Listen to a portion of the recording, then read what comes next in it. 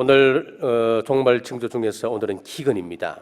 예수님께서 제자들과 함께 감람산에서 앉아 계실 때에 제자들이 마지막 징조가 어떤 징조가 있겠습니까? 라고 제자들이 물었을 때에 우리 예수님께서 하신 말씀이 첫 번째 징조가 거짓 그리스도가 나타날 것이다.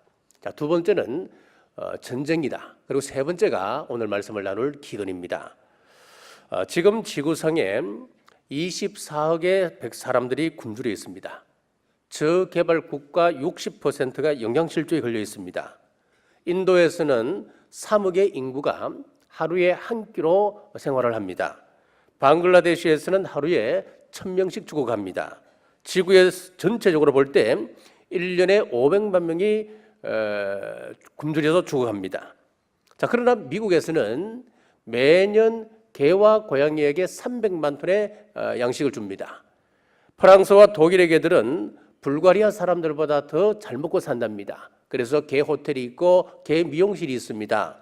개 산책 지키는 아르바이트도 있습니다. 자, 농업은 점점 발달하고 있습니다. 농지도 점점 넓어집니다. 바다를 메워서 간적지로 만들어서 농지가 그만큼 넓어지고 있어요.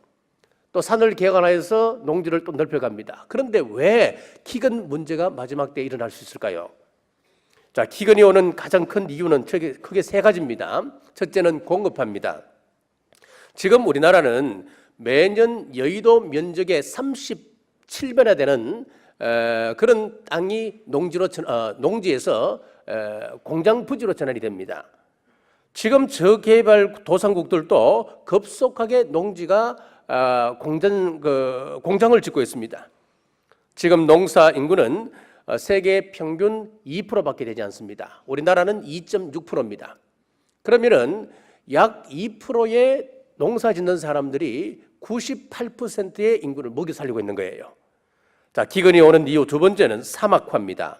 지금 이 지구는 급속도로 사막화되고 있습니다. 만일 지구를 관리하지 못한다면 앞으로 20년 내에 지구 3분의 2가 황량한 황무지가 될 것이다 라고 경고하고 있습니다. 지구에서 가장 큰 사막이 사하라 사막인데 이 사하라 사막은 매년 160만 헥타르, 그러니까 우리 서울과 경기도를 합한 그 면적만큼 이 사하라 사막이 넓어지고 있습니다. 우리나라도 황사 현상이 점점 심해지고 있는데 중국 북쪽이 사막화되고 있기 때문에 그렇습니다. 남미 사막도 마찬가지입니다. 칠레 북쪽에 가면은 아타카마 사막이 있는데 지금까지 이 아타카마 사막이 얼마나 늘어나느냐면은 남쪽으로 160km까지 늘어났다 그렇게 보고를 하고 있습니다. 인도 서북부의 사하라 사막과 비슷한 거기에 사막이 만들어지고 있습니다. 우리가 이 종합적으로 볼 때에 세계적으로 매년 사막이 얼마만큼 넓어지느냐 하면은 놀라지 마십시오. 경상도, 전라도, 강원도를 합한 넓이만큼 전 세계적으로 봤을 때에 이 사막이 그만큼 확대되고 있습니다. 자, 사막이 확대되는 두 가지 이유가 있습니다. 첫째는 가축입니다. 인간이 늘어나니까 가축도 늘어납니다. 그런데 이 가축들은 풀을 뜯어먹고 살잖아요. 풀을 먹는데 먹을 것이 없으니까 뿌리채 다 뻗어먹는 거예요. 그러니까 산림이 초토화되고 있습니다. 자, 사막이 건조 지역으로 바뀌려면 최소한 20년이 걸린대요. 또 건조 지역이 녹지대로 바뀌려면 또한 20년이 걸린답니다. 아무것도 하지 않고 가만히 놔뒀을 때 20년이 걸린다는 거예요. 자, 그런데 저개발 국가의 에너지 95%가 나무입니다. 땔감으로 사라지고 있습니다. 자, 인도, 파키스탄, 방글라데시에 보면은 매년 큰 홍수가 일어납니다. 그 홍수가 인도에서 잘못했어, 파키스탄에서 잘못했어, 방글라데시에서 잘못해서 그렇습니까? 그게 아니에요. 상류에 있는 히말라야 산에 사는 사람들이 전부 다 땔감을 사용하기 때문에 나무를 다 베가 버립니다. 그러니까 조그만 비가 와도 그 하류에 있는 이런 나라들은 매년 큰 홍수로 피해를 보고 있습니다. 자, 그럼 이런 가축을 왜 키우는 겁니까? 그것은 인간이 고기를 좋아하기 때문에 그렇습니다. 쇠고기 1kg을 생산하는데 옥수수 8kg이 든답니다. 그럼 소 한 마리를 200kg으로 봤을 때에 옥수수가 얼마 듭니까? 1600kg이 듭니다. 자, 그럼 간단해서요. 우리가 채식 위주의 식단으로 바꾸게 되면은 지금 우리가 고민하고 있는 식량 문제는 해결될 수 있습니다. 사막화 두 번째는 사람의 죄악 때문에 그렇습니다. 엘리야 시대 때 이스라엘 백성들이 우상을 섬기는 범죄를 저질렀습니다. 하나님의 사상과 반대 사상을 긁게 되었습니다. 3년 6개월 동안 그 땅에 비가 오지 않았기 때문에 그 땅에는 큰 기근이 있었습니다. 경제적인 문제가 왔다는 이야기지요. 자, 우리나라에서 퀴어 축제를 했습니다. 세계 동성애 축제를 했습니다. 우리가 성경 말씀에 비춰볼 때 이것은 큰일 날 일이고 천벌받을 일입니다. 성경은 죄가 있을 때 기근이 주어졌고 경제적인 어려움을 주었거든요. 제가 새벽기도 청징호를 준비하면서 제가 제 마음에 이런 깨달음이 오는 거예요. 사드 문제가 표면적으로는 사드 문제 때문에 중국으로부터 경제 제재를 받고 경제 보복을 받는다. 그런데 오늘 이 말씀을 가만히 보면서 묵상하면서 이것은 이유가 있다.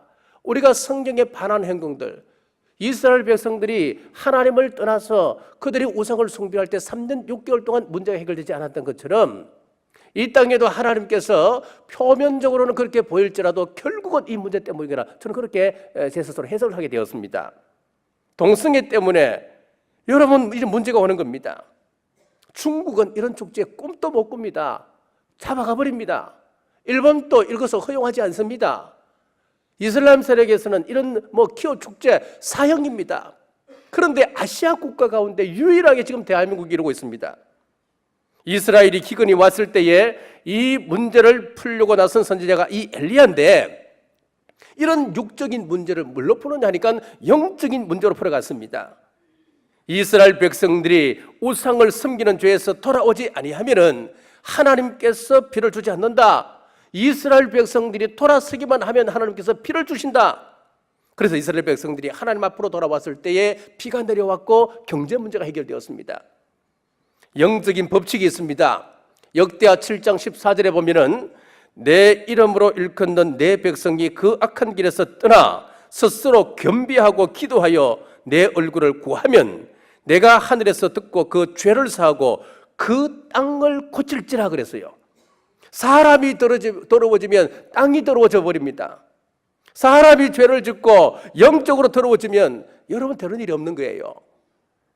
자, 뉴질랜드 선교사의 한 보고 내용입니다. 그 땅에 이분이 사역하는 그 지역에 어느 날부터인가 비가 오지 않은 거예요. 그러니까 이 풀이 사라지기 시작하고 풀이 사라지니까 짐승들이 사라지기 시작하고 점점 사막화가 진행되고 있었습니다.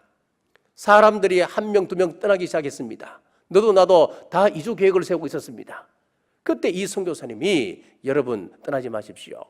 여러분들이 이곳을 떠나서 그 다른 지역에 정착하게 되면은 그 땅도 똑같을 겁니다. 그 땅도 사막화 될 것입니다. 우리가 지금 이렇게 고통을 받는 것은 우리 죄 때문에 그렇습니다. 우리가 하나님 앞에 회개해야 됩니다. 우리가 회개하면 하나님께서 들어주시는데 과거에 소돔과 고모라가 죄를 지었을 때 하나님께서 유황불로 심판하셔서 그 지역을 멸망시켰던 것처럼 우리가 하나님 앞에서 이 죄 문제를 해결하지 아니하면 이 문제 가지고 다른 지역을 이주한다 하더라도 거기에는 똑같은 문제가 발생합니다. 우리 회개합시다. 그러면서 내일 아침부터 7시 14분에 우리 집에서 모여서 기도해야 합니다. 그랬더니 사람들이 회개하면 하나님께서 들어주시고 해결한다 그러니까 사람들이 모여들기 시작한 거예요. 그래서 아침 7시 14분에 그 뉴질랜드의 한 선교사님 집에서 이제 기도회가 시작된 겁니다. 정말 그들이 눈물을 흘리며 회개했습니다. 정말 바르게 살고자 바르게 살기 운동이 그 지역에서 펼쳐지기 시작했습니다. 비가 오기 시작하고 다시 풀이 자라고 동물들이 돌아왔습니다. 사람들의 이주 계획을 처리하고 그곳에 다시 머물게 되었습니다. 문제가 해결되었을 때 사람들이 선교사님께 질문을 하는 거예요. 그런데 한 궁금한 게 있다고. 왜 하필이면 7.14 운동이냐고, 7.14 기도했냐고. 그때 이 선교사님이 역대하 7장 14절 말씀 때문에 그렇습니다.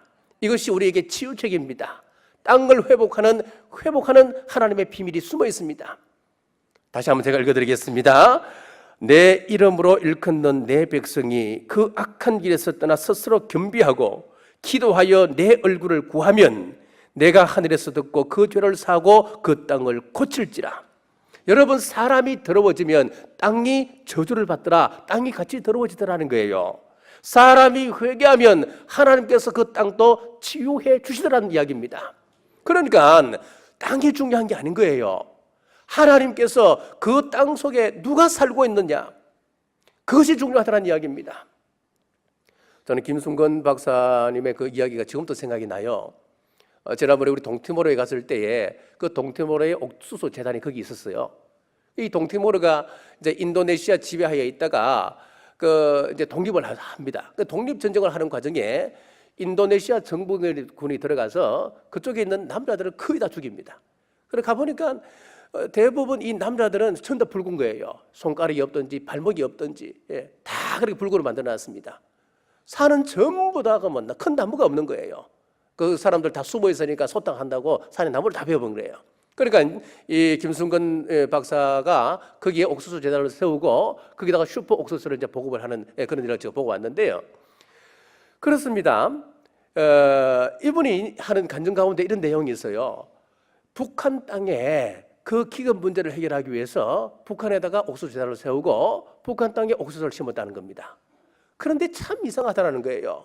아프리카에도 이 슈퍼 옥수수가 되고 중국 땅은 두말할 것도 없는데 중국에 있는 그 압록강을 딱 끊어서 북한 땅에 그 옥수수를 심었을 때에 그 옥수수가 되지 않더라는 거예요. 빼빼하게 자라면서 마치 수수처럼 옥수수가 되더라는 거예요.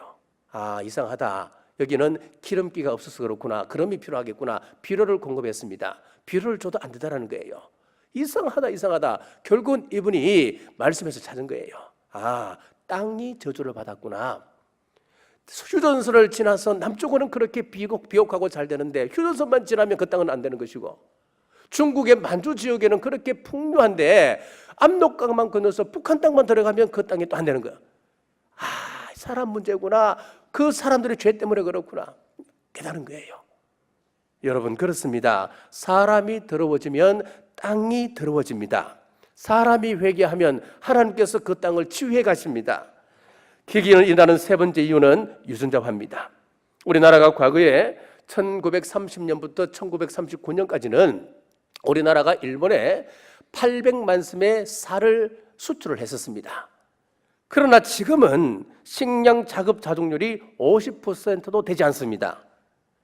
자, 우리나라 종자회사인 홍농 종묘와 중앙 종묘가 세계 최대 그 종자회사인 시미니스에게 팔려갔습니다. 없습니다.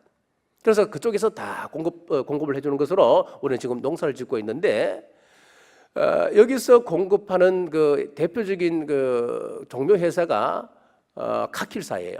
이 카킬사가 지금 전 세계 50국에 1000여 개 이상의 종묘 회사를 공장을 가지고 있고 여기에 약 한 10만 명의 그런 인부가 일하는 사람들이 있습니다. 우리나라는 60%를 이 카킬사에 의존하고 있습니다. 자, 그런데 이 놀라운 것은요, 외국에서 들어오는 씨앗은 전부 다 일회용입니다. 이것을 GMO 그렇게 이야기해요. 자, 이 GMO는 재생산이 되지 않습니다. 한 번 씨앗을 심고 그것을 농사지어서 먹으면 다시 재생산이 되지 않는 이 씨앗을 GMO 그럽니다. 유전자 처리를 해서 옛날에는 집에서 옥수수를 심고 또 종자는 따로 이렇게 구분해 놓잖아요. 그것을 말려서 또 봄이 되면은 옥수수 씨앗을 말렸던 것을 다시 땅에 심으면 다시 또 옥수수가 나오고 그랬잖아요. 스스로 우리가 자급자족을 했잖아요. 그런데 이런 카킬사나 이런 데서 나오는 씨앗을 가지고 심으면 어떤 현상이 벌어진다 하면은 딱 1회만 생산할 수 있도록 되어 있습니다. 더 이상 생산이 안 되는 거예요. 과거처럼 옥수수를 말려서 다시 그 씨앗을 심었다. 안 납니다, 여러분. 전부 다 유전자 처리했기 때문에 이제는 안 되는 거예요. 자, 그런데 왜 이렇게 만드느냐 하면은 계속 종자 장사를 하려고 하는 목적이겠죠.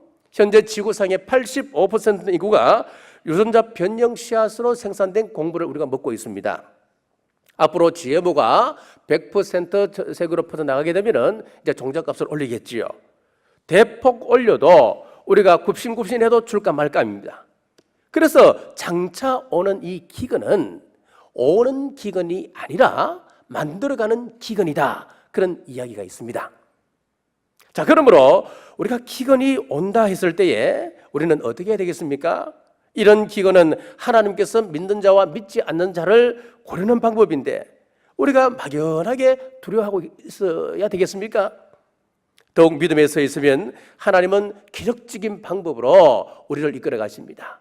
요한계시록에도 보면은 하나님께서 믿는 자를 하나님께서 어떻게 하시느냐, 그 기간을 감해서라도 우리를 보여주신다, 그런 약속이 있거든요. 엘리야 시대 때 엘리야가 피난을 갔습니다. 피신해 있습니다. 그때 하나님께서 어떤 방법으로 엘리야를 먹이시던가요? 까마귀로 하여금 먹이를 물어다 주게 했습니다. 오병이어의 기적을 잘합니다. 이 사람들이 굶주려 있을 때에 하나님은 기적적인 방법으로, 예수님은 기적적인 방법으로 보리떡 5개와 물고기 2마리로 5,000명을 먹이고, 또 기가 막힌 것은 12광주를 당겼다. 우리가 상상하지 못할 방법으로 하나님께서 먹이시는 거예요. 광야 40년을 이스라엘 백성들을 어떻게 인도하셨습니까? 어떻게 먹이셨습니까? 만나를 매일매일 내리셔서 하나님께서 백성들을 먹이셨던 것 아닙니까?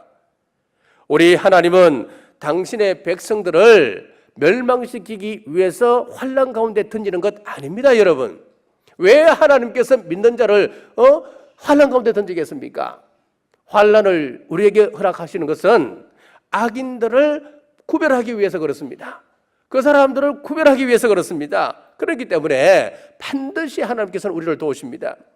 자, 이것은 실화입니다. 1931년 2월 중국 남부 지방에 기근으로 큰 고통이 있었습니다. 밀 수확까지는 약 앞으로 한 달 정도 더 기다려야 됩니다. 그런데 이 한 달 동안 기다리다 보면 사람들이 다 굶어 죽을 판입니다. 그때 사람들이 미국 선교사를 찾아갔습니다. 찾아가서 모금을 하여서 우리를 좀 도와달라고. 그때 이 선교사가 지금 우리도 다 먹을 것이 떨어졌다고. 그런데 우리 하나님은 힘이 있으신 분입니다. 우리 하나님은 능치 못하시는 분이 없습니다. 우리가 하나님 앞에 간절하게 기도하면 하나님께서는 우리에게 반드시 먹을 것 문제를 해결해 주실 것입니다. 모여서 이제 사람들이 땀과 눈물로 이제 하나님 앞에 기도하기 시작했습니다. 하나님, 양식이 필요합니다. 양식을 주옵소서. 우리가 굶어 죽게 생겼습니다. 자, 그때 갑자기 먹구름이 몰려오더니만 비가 오기 시작하는 거예요. 그런데 자세히 보니까 그것이 비가 아니었습니다. 하늘에서 곡식이 떨어지는 것이었습니다. 그래서 그 마을의 사람들이 엄청난 양의 곡식을 너나 할 것 없이 다 거두게 되었다고 하는 이야기입니다. 그 후에 밝혀진 이야기가 이런 이야기입니다. 이 사람들이 정말 생사를 놓고 기도하는 그 시간, 몽골 지방에 큰 회오리 바람이 불었습니다. 그 지역과는 8,000km가 떨어졌다는데 8,000km 떨어진 그곳에 회오리 바람이 불어서 곡식 창고 하나가 완전히 사라져버리고 없었다는 거예요. 그것이 8,000km 지나서 중국 남쪽에 그것이 완전히 이제 공중에서 해체되어서 그곳에 곡식이 떨어졌다고 하는 이야기입니다. 자, 이 참 저는 이런 내용을 읽고서도 참 믿기 힘든 이야기구나.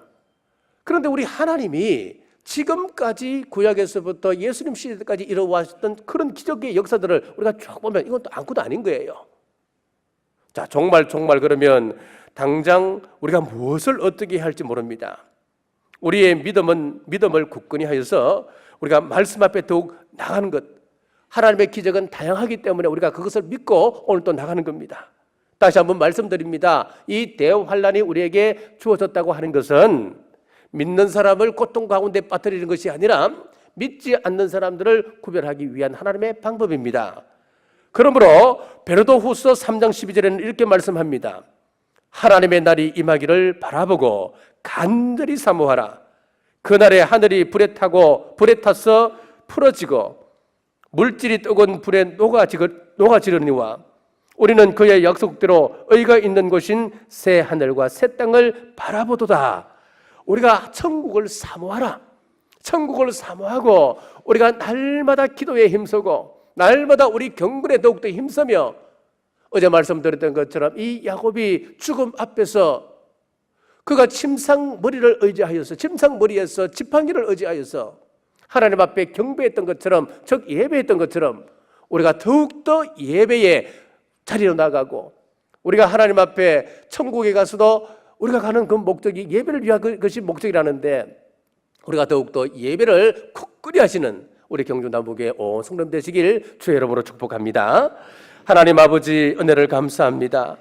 오늘 종말론을 공부하며 하나님의 마음을 알아가게 하심을 감사합니다. 막연하게 두려워할 것이 아니라 이럴 때일수록 우리의 믿음을 돌아보며 하나님 말씀에 가까이 나가게 하여 주옵소서. 환난은 신자와 불신자를 구별하는 하나님의 방법임을 알고 더욱 말씀에 굳게 서게 하여 주옵소서. 마태복음 10장 기도합니다. 천국과 지옥은 있습니다. 마태복음 10장 7절 우리 남부교회 성도들 천국 가게 하여 주옵소서. 10장 8절 천국 가는 그날까지 건강을 지켜 주옵소서. 질병으로 고통 가운데 있는 환우들을 기억하여 주옵소서. 이 시간 말씀 의지하여 선포합니다. 연약한 부분은 강하게 될지어다. 사랑하는 자여 내 영혼이 잘된 같이 범사가 잘되고 강건할지어다. 마태복음 10장 12절 기도합니다. 우리 성도들 가정과 직장과 생업에 하나님의 평안이 있을지어다. 우리 자녀들에게 평안이 있을지어다. 부부관계에 평안이 있을지어다. 이 모든 말씀 믿음대로 될지어다.